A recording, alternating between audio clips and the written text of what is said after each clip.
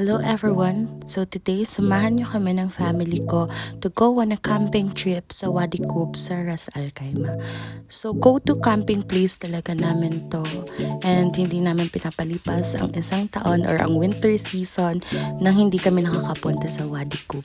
Because really it is a great camping site because ayan nga, wala masyadong tao and very private ng place kasi pwede ka talagang pumili ng place kung saan kayo lang yun nandun, and nakaka-relax kasi you can do whatever you want in that place. And us as a Noisy family, very beneficial talaga siya for us. So ayan na nga, nakikita niyo, nagpa-park na si Daddy because we have found the perfect spot for us. And we are bringing down our things now. So, syempre, dapat tulong-tulong. And actually, ang mali talaga namin dito is late kami nakarating sa campsite. So, hirap na hirap talaga kami mag-ayos. Kaya, ayan, set up muna yung ilaw bago ibaba yung iba pang gamit. Because it's very hard kasi madilim nga talaga. Tignan nyo naman, lahat may hawak na flashlight. So, ang advice kasi inyo is, if pupunta kayo sa camping site, go there early. Late lang talaga nakauwi si Daddy kaya we had no choice. So now, ayan na, nag-a-arrange na kami. Kanya-kanya ng toka. Kami ni Mommy nag-aayos ng griller kasi bagong bilhin nila yan. And yeah, so yan, nakikita nyo naman, may plastic pa yung ating griller. And ASMR moment. So, tada! Now, done na. Natanggal na namin yung sticker. Moving on dun sa mga nagsiset up ng tent. So, one tent lang yung dinala namin kasi meron namang nakakabit na tent sa car ni Daddy, which I forgot kung ano ba yung tawag dun. Pero, nagiging tent siya. Tas dito sa tent na to matutulog yung magkakapatid ng pinsan namin. So, ako, sa car ako kasi giniginaw ako sa labas. So, ayan, na-set up na yung tent. Si Daddy, sinaset up na yung tent beside the car. Gustong-gusto talaga ni Daddy whenever we camp kasi away from screen and natututo talaga kami mag-survive and magkaroon ng initiative and magkaroon ng teamwork. So, katulad na lang ng pinsan ko na yan, inutusan namin siya maghanap ng dried woods para mapabaga yung uling namin, which is hindi namin kinaya, kaya nilagay na lang namin siya sa stove while syempre ito-torch pa din yung natitirang uling doon sa grill. Then, habang nagpapabaga kami ay nag-fill na din kami ng squid para mamaya isasalang na lang namin. So, ayan yung pinsan ko, si Haizy. Gumamit na siya ng mas malaking torch kasi di talaga namin kinakaya. And, ayan na si Daddy, tutulong na siya kasi for sure, stress out na siya sa amin. So, ayan, satisfying guys, the fire. So, yan, kakalat lang namin yung may mga baga na para makapag-start na din kami magluto. So, si Daddy na yung nagpaypay kasi di kaya ng powers namin. Hindi ko din alam kung anong merong power si Daddy, paano niya nagawa. So, ayan, cooking na kami and very hungry na kami dito guys kasi this was like 7 p.m. na ata yan or 8 and hindi talaga, walang nag-lunch sa amin.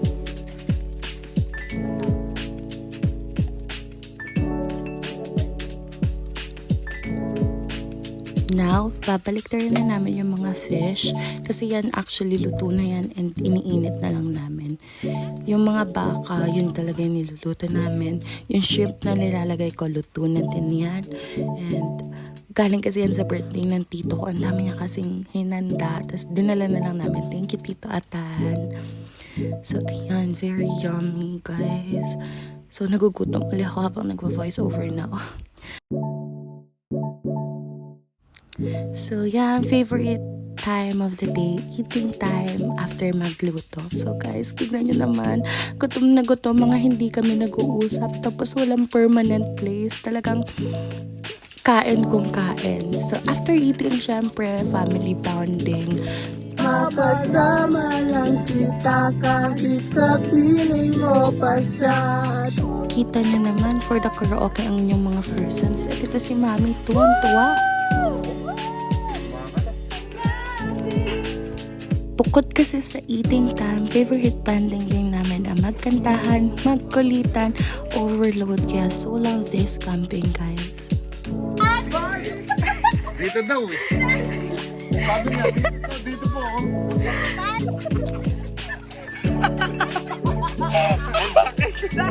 Kita nyo naman guys, sa kakakulit ni Daddy, nalaglag na nga siya. Right away. So ngayon, movie time naman. And isa din to sa mga family bonding namin at home. Pero now, sa camping namin siya ginawa. Cause why not? Next activity is bonfire.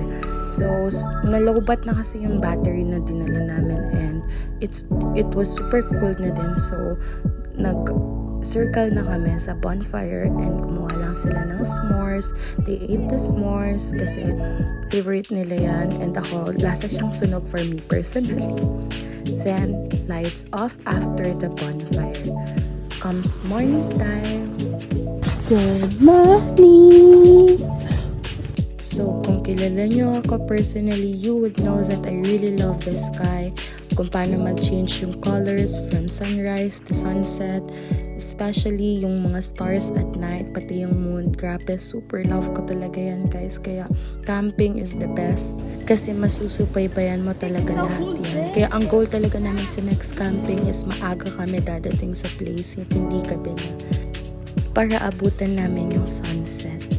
For breakfast, paapoyan lang uli namin yung charcoal na gamit namin kagabi and niluto namin yung hotdog, ham, pati yung beef na tira namin yung gabi. What is this, guys? What is this? What's that? Dito naman makikita nyo, ginugulo ko na sila mami kasi late na yan, we had to eat. Si Daddy, yung kapatid ko na yung pinapunta ko kasi tinyay ko siyang puntahan pero hindi talaga siya nagigising guys. Dad is late. Hindi talaga nagising si Daddy guys kasi hindi siya nakatulog. Wala kasi kaming nadalang kumot kasi hindi dumating yung tita ko tsaka yung tito ko. Kaya yun. Humabol lang siya ng tulog ng 6 a.m. which is pagising ko. And ayan na guys, while nag-aayos, umakyat yung si Hazy, si Bryce, pati si Sasa sa bundok and sobrang ganda pala ng view. Hindi ako umakyat, sayang. Pero may iba akong inakyat pero hindi ganyan kaganda yung view. So ayan, nakikita niyo yung pinsan ko si Sasa umaakyat sa bundok. Of course, we tell her to be very careful pero she knows what she's doing na. Ito na nga yung bundok na inakyat namin and ang ganda ng mga pictures na nakuha namin there. Though wala masyadong view here talaga. So ayun, ininis na naman ni Daddy si Mommy. Tinulak niya si Mommy. Tignan nyo naman yung pictures namin guys, talagang ang ganda. Nagahati pa yung sun ray pati yung shadow. And now, bumaba muna kami para ayusin yung car namin kasi may isa pa kaming trail na pupuntahan na hindi masyadong makikita yung car namin. And dyan, nangungulit lang ako kay Daddy. Kasi siya yung nag-aayos sa taas ng car. And ayan, for the panggap ako mag-help. So, after namin mag-ayos ng car, ayan na nga yung trail na pinuntahan namin. For the gapang na naman si Mommy and lagi nga namin siya inaasar dyan. So, this is the view guys. It's very pretty and of course, magpapahuli ba ang picture taking ng family namin.